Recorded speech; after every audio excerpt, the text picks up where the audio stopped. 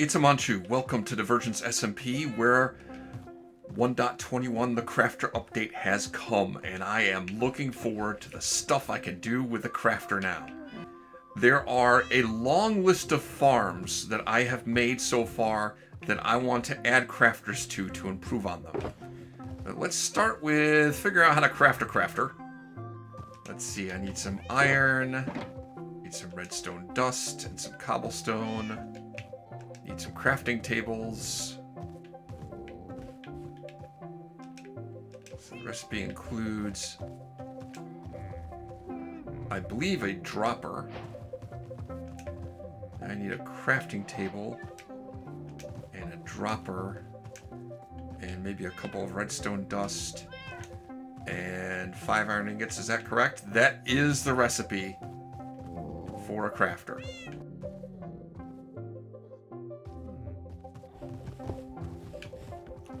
Nice. Now, I don't know if I want to get into detail about tutorializing everything that you can do with these things, but I do need to talk about how I'm going to make this work automatically. So the way this works, I can make any kind of crafting recipe I want in this.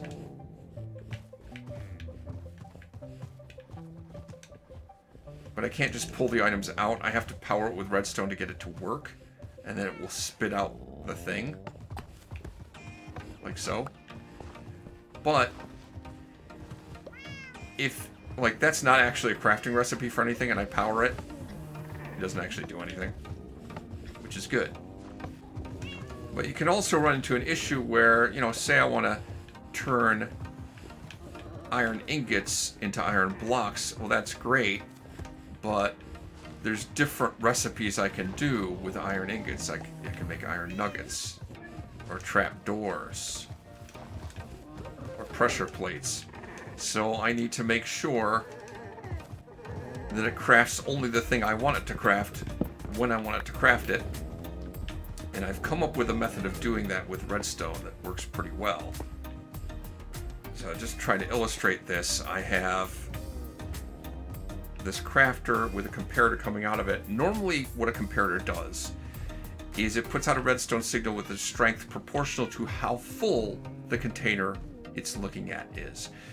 It's a little different from a crafter. For a crafter, it puts out a redstone signal strength based on how many slots have something in them. So if I, for example, put an item in the first, like any one of these slots, put an item in any one of these slots, it puts out a redstone signal strength of 1. If I put a bunch of items in one of these slots, it still puts out a signal strength of 1. It doesn't matter how many items are in that slot. But if I fill 2 slots that have items in them, it puts out a redstone signal strength of 2.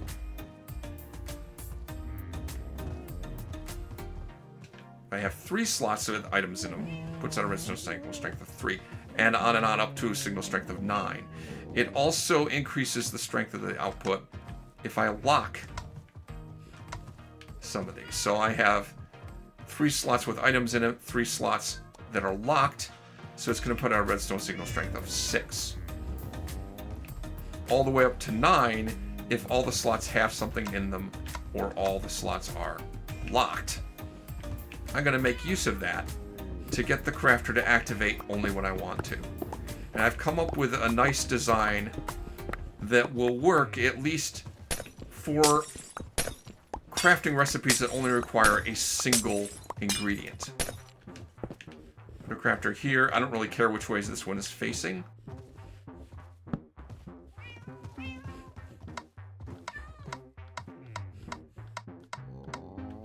Lock all the slots in it, so this is putting out a signal strength of 9. Comparator there. A crafter there. This is the crafter that I want to activate and have items going into. Repeater. And redstone around like that. Oh, I need a target block. I have no target blocks.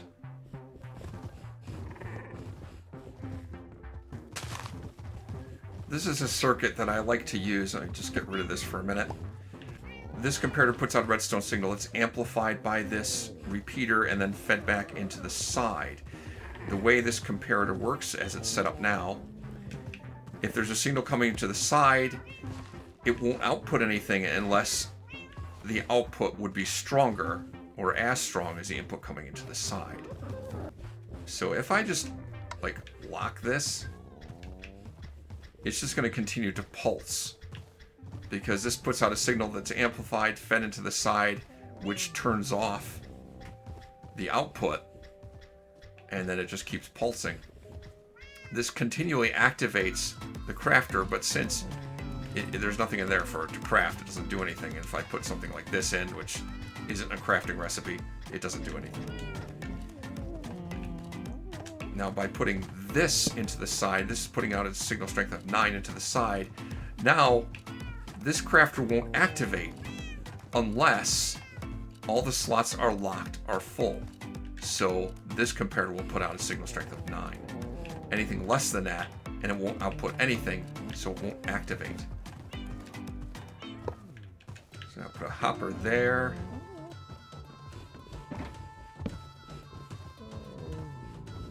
I can just have the output of that going into the chest, so it'll dump stuff into the chest.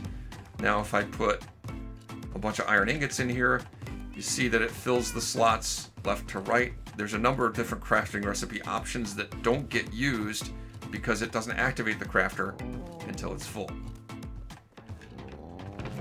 And you see it just span out 2 blocks of iron.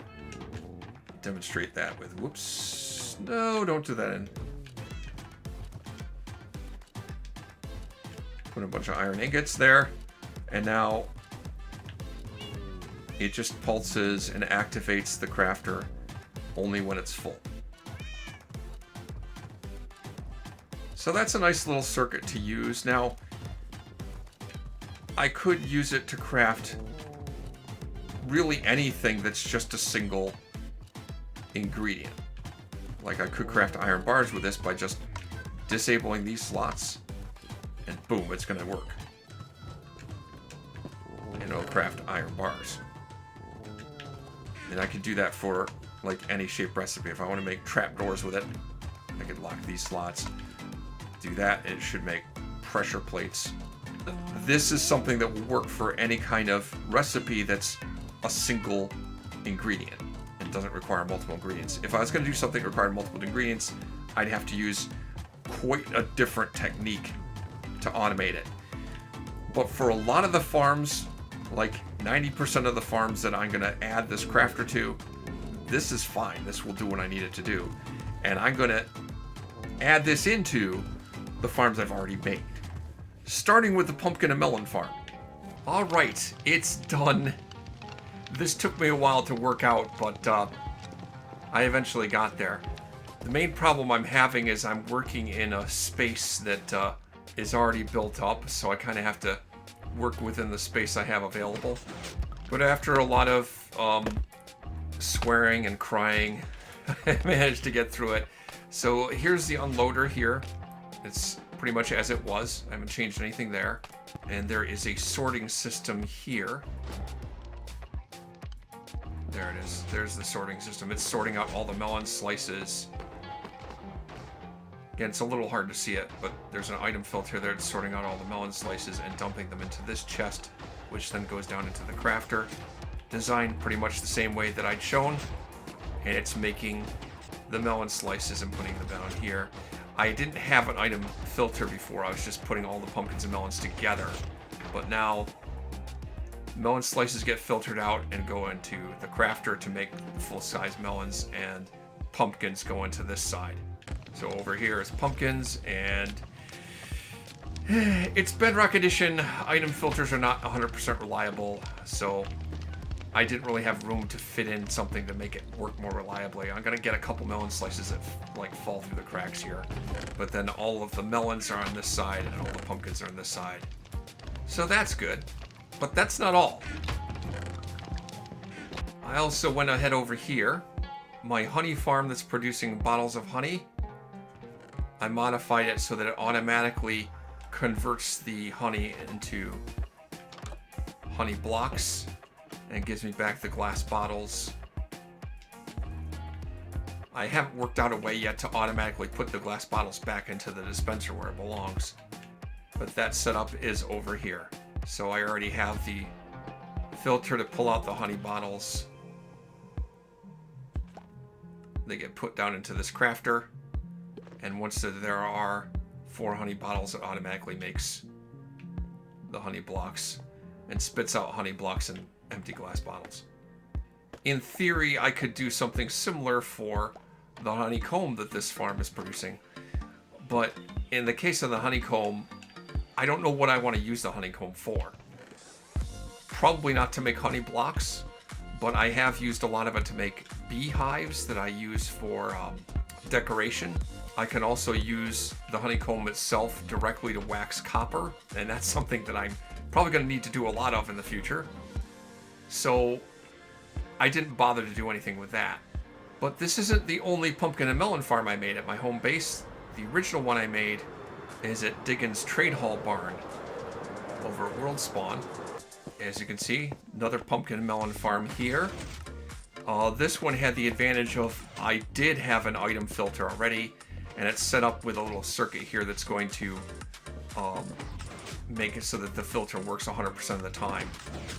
And the item filter is right here. Now, if I'd been smart about it, I would have made the crafter system down here and have the filter feed right into it. Instead, I left the system as it was, where it shoots all of the melon slices and pumpkins upstairs. And I put my sorting system up there. Pumpkins are going down this side, and this side has the melon slices coming in to this crafter. Same kind of setup there. But when I came here, I noticed something. Somebody was composting a whole lot of pumpkins. I think if I look in here, yeah, that's empty. There's this double chest full of pumpkins, but not a lot more. There would have been a lot more, but somebody had composted a hell of a lot of pumpkins into bone meal, which is understandable. It's why when I make a trade haul, I generally don't bother to zombify and cure the villagers so that I can get discounts on the pumpkins and melons, because I don't need discounts. I don't need the discounts because the pumpkin melon farm is so productive. But anyway, because of that, there was a lot of extra pumpkins. They composted them, and I thought, why not do the same kind of setup here? And the composter empties right out into this crafter, which is going to make bone blocks. It composts the pumpkins, or whatever you put into that composter, into bone meal, and automatically converts the bone meal to bone blocks, which saves a heck of a lot of space. But wait, there's more. If I head over to Charlottetown, where Mary and Minecraft have been working on things, I did some more stuff over there.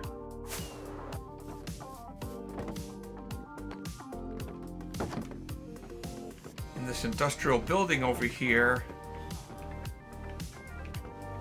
I gotta go upstairs and check it here. They've built this automatic sugarcane farm and wanted to automatically make paper with a crafter, and it wasn't quite working for them, so I fixed it. The sugarcane comes down here and into this crafter, and you can see I have these 6 slots locked, so it just fills up and it won't make sugar. Once it's full with sugarcane in each slot, it will make paper and dumps the paper into here. Similar kind of setup, except I'm not using a target block here. I just ran the redstone right over the top of the barrel. Again, working in the space of something that's already been built.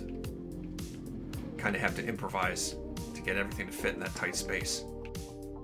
But wait, there's more. In my last video, I showed off how I made a wheat farm, an automatic wheat farm to go with the mud machine, so you could have mud and wheat to make mud bricks. Now I've used the crafter and modified it so that you go over here. Let me get a stack of dirt out here. Go over here and make the mud. Dig it all up. And take the mud over here to this chest. Dump it in there.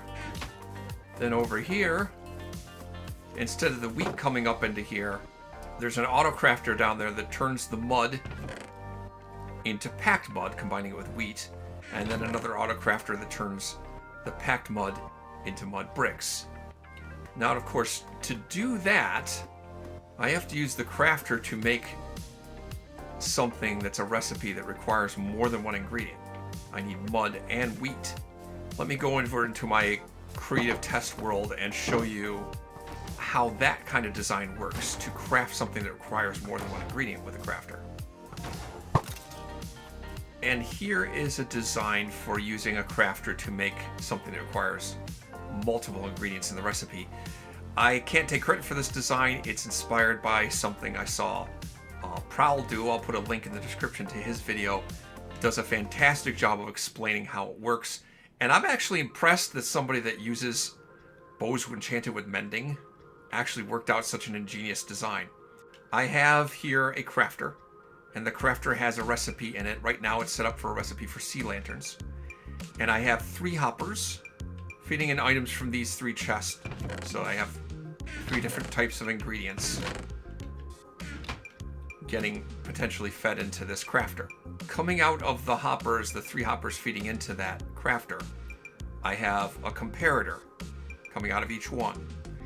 And if any of the hoppers that feed into the crafter are empty, the comparator will turn off, and the redstone torch corresponding to that one will turn on and power this redstone dust, which in turn will disable this etho hopper clock. Right now I have the etho hopper clock turned off, but I turned it on, and it's going to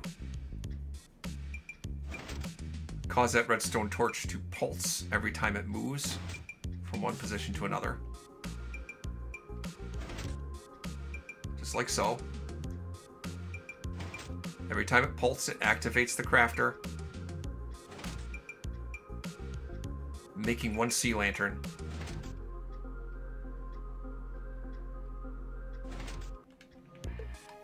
And as I said, if at any time one of these hoppers ends up getting emptied and can no longer feed any more items into the crafter, the hopper clock will get disabled and it will stop crafting more things. But the nice thing about this is I can change the recipe whenever I want. I'm just gonna throw this lever, and that will lock all the hoppers that feed into that crafter. And I can change around the recipe to say that recipe. Or I can change it to this recipe to make dark prismarine. Or lock those and change it to that recipe to make just regular prismarine. So now it's set up to make prismarine blocks. The reason for having this etho hopper clock is I need to give enough time between activating the crafter for the crafter to refill. And in order to give it enough time, I need to put enough items in this hopper clock equal to whatever item is used the most in the recipe plus 1. In other words, for this recipe, since there are 4 prismarine shards in that recipe, I need 4 plus 1 or 5 items in the hopper clock, minimum. For the dark prismarine recipe, since I'm using 8 prismarine shards, the hopper clock has to have at least 8 plus 1 or 9 items in it. And if I'm crafting prismarine bricks, since I'm using 9 prismarine shards in that recipe, I need 9 plus 1 or 10 items. That's why I have this hopper clock set up with 10 items in it. That's enough to leave time for the crafter to fill up again in between each time it's activated. Go back to the sea lantern recipe, and it's just crafting sea lanterns. Pretty cool. Again, I would refer you to Prowl's video on this. It describes how this works. In theory, you could have up to 4 different chests with 4 different items feeding into the one crafter, and that's enough different items to craft practically anything. There isn't much in the game that you'd craft with a crafter that requires more than 4 ingredients. Not very much. There might be like one thing that requires more than 4 ingredients, maybe 2. And just like in that prototype design, I have this Athonian hopper clock that has 3 items in it. Probably could have technically got away with 2 items, but very tight space. But the crafter is here. And into this side I'm feeding wheat. As you can see, there's a lot of wheat in there. So the other side is feeding in the mud. And that creates the packed mud and shoots it up there.